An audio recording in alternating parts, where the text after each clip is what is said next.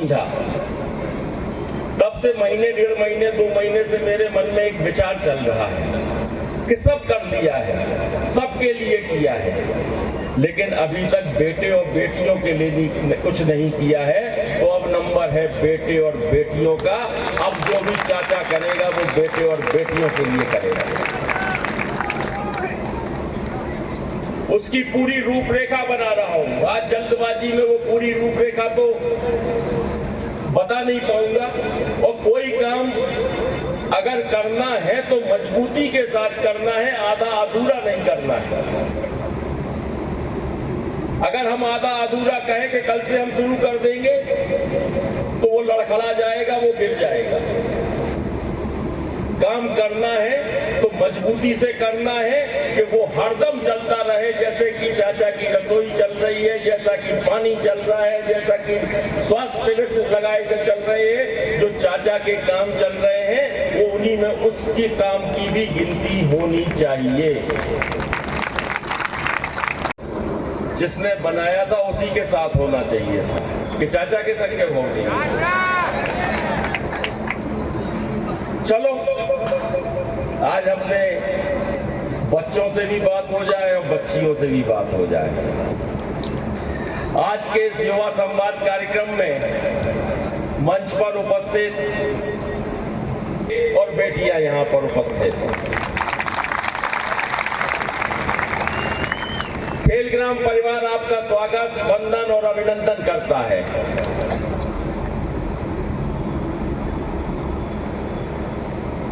हम और आप भाषण नहीं करेंगे, हम और आप बात करेंगे, संवाद करेंगे। बहुत भाषणों में और नेता लोगों के साथ बैठ के बहुत सी चीजें सुनते रहे हो सब लोग। युवा देश का भविष्य होता है, युवा देश की रीढ़ की हड्डी है। युवा के बिना, अभी प्रजापति जी कह रहे थे कि युवा जिस तरफ चलता है उस तरफ जवानी चलती है। ये तो सबको ही कहता है, लेकिन युवाओं की बात कौन करता है? की है आज तक किसी ने? बोलो, हाँ बोलो या ना बोलो, है? की है? नहीं की है। तो आज चाचा तुमसे युवाओं की बात युवाओं से करने वाले हैं, और जब युवाओं से युवाओं की बात होगी तो कुछ ना कुछ बीच का रास्ता भी निकलेगा, निकालना है। अपन दही में जब मथनिया चलाओ तो मक्खन निकलत कि नहीं निकलत?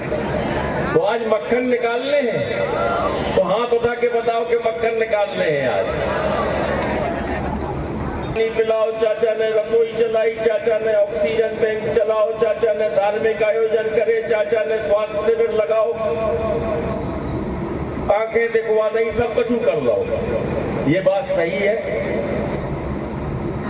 जिस चीज की जरूरत पड़ी और मुझे लगा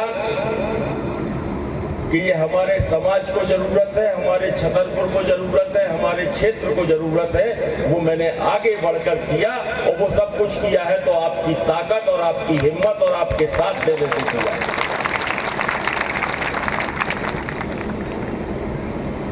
बेटे और बेटियों के लिए मैंने सोचा है कि अब आगे का काम एक नई योजना के साथ शुरू करूंगा।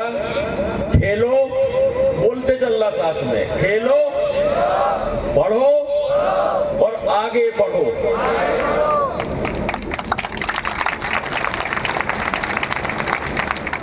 क्या समझ में आया? खेलो, पढ़ो और आगे बढ़ो। क्या समझ में आया? इससे आया कुछ समझ में? भाई बच्चों को, युवाओं को सबसे पहले तो खेलना है। जब तक हम खेलेंगे नहीं तब तक हमारे लक्ष्य सिद्ध नहीं हो पाते हैं कि गोल मारना है तो गोल मारना ही है।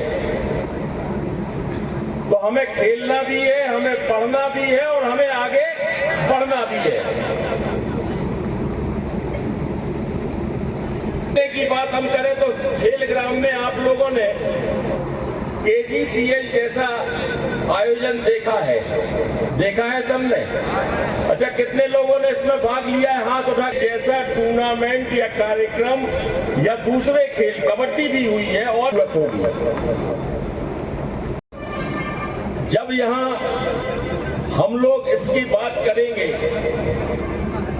कि खेल तो अपन खेल लेते हैं, खेलने के बाद इनाम पा जाते हैं, इनाम पाने के बाद घर चले जाते हैं। आयोजन भी होने चाहिए, बड़े भी होने चाहिए और इनाम भी मिलने चाहिए।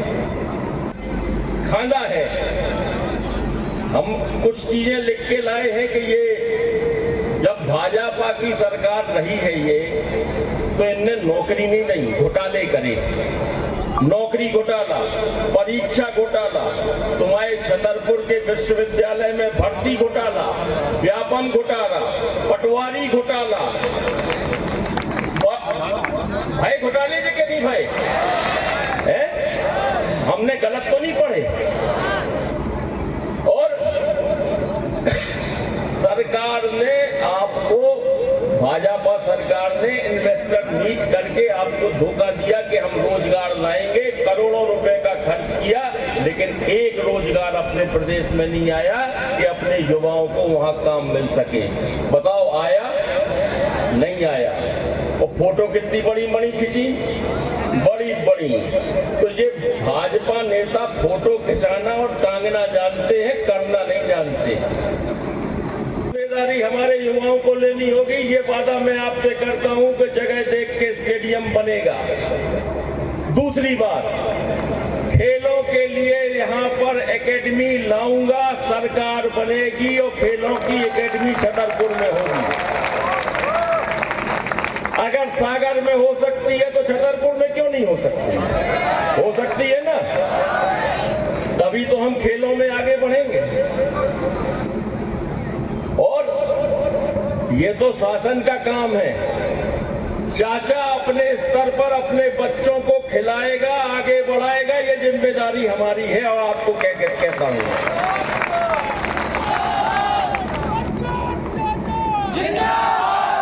अब आती है पढ़ो की बारी। जब हम पढ़ने की बात करते हैं तो अभी बात आ रही थी, हाँ, इस पे भी हम विचार कर रहे हैं।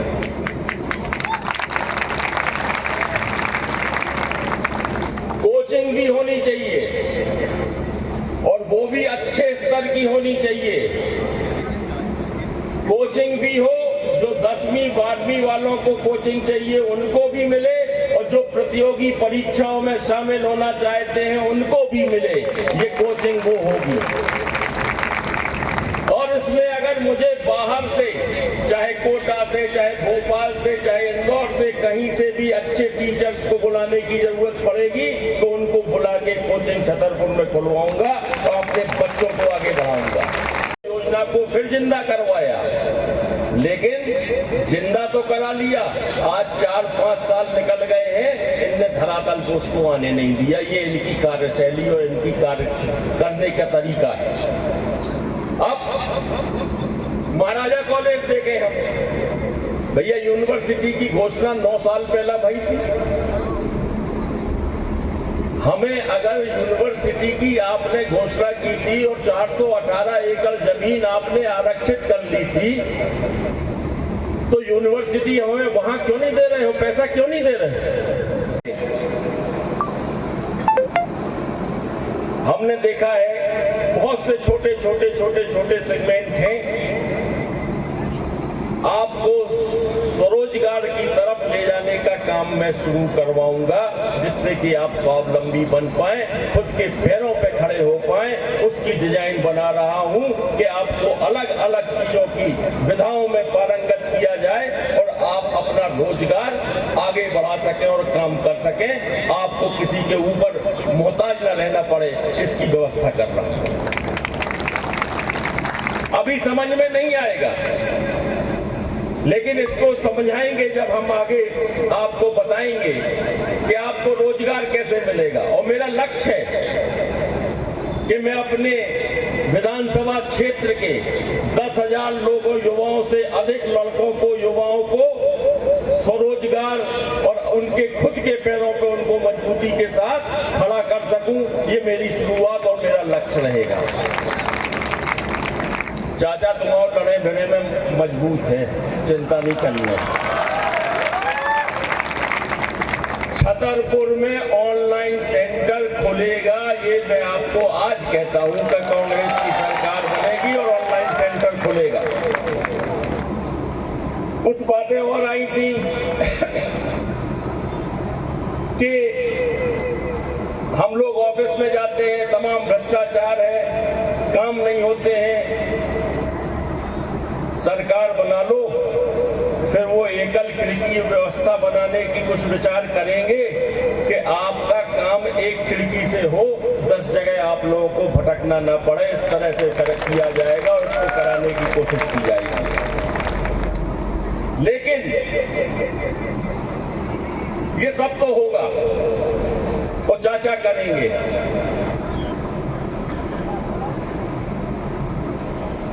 चाचा भ्रष्टाचार के लिए भी लड़ेंगे, युवाओं की लड़ाई भी लड़ेंगे, हर समाज के हर वर्ग की लड़ाई भी लड़ेंगे, सबके साथ खड़े होंगे, सब कुछ करेंगे। लेकिन भैया उन्होंने से हिसाब बोले हैं, वो आत्ममोहन के बीच में आके कह रहे कि हमें चुनाव जिता दो, चुनाव लड़ा लो, उनसे हिसाब बोले हैं। बोलो तो बोले हैं हिसाब। जब कोरोना काल हतो तब मिले नहीं है, देखबे सुनबे खा मिले कहू का, देखबे खा कहू दिखाने। चाचा तो अस्पताल के भीतर दिखाने तुम औरन का। चाचा तो अपने घर के अंदर से मैंने मशीनें बांटी हैं। कोरोना काल में मैंने अपने घर परिवार की चिंता नहीं की है, मैंने अपने पूरे शहर को, क्षेत्र को अपना परिवार माना है और मैंने यहाँ काम किया है। बोल रहा हूँ कि आपको जरूरत पड़े तो इनके पास सीधे आके संपर्क कर सकते हो।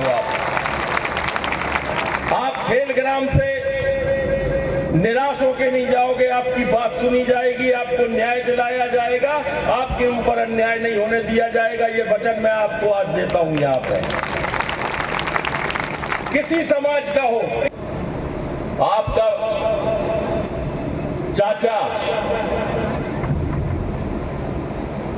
और आपकी सरकार बनी तो भुला दूंगा कि कैसे लिए लेने देने का काम किया जाता है। मैं ये मेरे साथ ये नहीं चल पाएगा। और अगर आप अपने चाचा को फिर से वही प्यार आशीर्वाद देके भोपाल भेज रहे हो तो मैं एक बात और कह रहा हूं, मैं उनमें से नहीं हूं कि मुझे अपनी जेबें भरनी है। जो दूसरे लाओगे वो अपनी जेबें भरने के लिए आएंगे। चाचा तो जेब से तुम लोगों के लिए खर्च करने के लिए हरदम तैयार रहता है। और ये उदाहरण कहने की भी जरूरत नहीं है। ये 8 से 18 तक और उसके बाद भी सबने देखा है कि जो भाजपा के नेता रहे हैं या विधायक रहे हैं, इनने अपनी जेबें भरी हैं। हमारे जुबान के बारे में नहीं सोचो, हमारे समाज के बारे में, कोई के बारे में नहीं सोचो। बहुत बहुत नंदन, अभिनंदन। और हम लोगों को ये अपॉर्चुनिटी दी कि हमारी पूरी टीम को यहाँ इनवाइट किया गया और इतने सम्मान के साथ अपने साथ जगह दी हमें, तो इसके लिए बहुत बहुत शुक्रिया। और इसी के साथ मैं अपनी टीम से आपको मिलवाना चाहूँगी। प्लीज़ आस्था और दीपिका, और साथ में हम लोगों के कोच भी हैं शंकर एक्वार्ड सर, जो कि हम लोगों का बेहद सपोर्ट करते हैं। तो ये हमारी पूरी टीम है और आज इस पूरी टीम के साथ चाचा जी ने हमें इनवाइट किया है, जो कि बहुत बहुत शुक्रिया। और मदद की बात होती है तो वहाँ एक व्यक्ति आगे नहीं आता, ये आप भी जानते हैं और हम भी जानते हैं। और इसमें से हम और आप ही हैं कि हम कभी हेल्प नहीं करते। रास्ते से जा रहे हैं, कुत्ता बीमार है, बाइटा में किसी का एक्सीडेंट हो गया, किसी के साथ कुछ गलत हो गया, हेल्प की आशा हमारे मन में जागती है नहीं। कहते जरूर है कि हाँ हम हेल्प करते हैं, हमें हेल्प करना आता है या फिर हमने हेल्प की है, बट कैसे माने? क्योंकि हम तो जानते हैं ना, हम भी उनमें से एक ही है कि ना आपने हेल्प की है ना हमने हेल्प की है। बट जो इंसान किसी की हेल्प करता है, किसी की दिक्कत को समझता है, वो उस वक्त साक्षात भगवान होता है। क्योंकि अच्छा तो हमने भी सोचा, अच्छा आपने भी सोचा, लेकिन अच्छा सोचने के साथ उस वक्त अच्छा जिसने किया वो साक्षात भगवान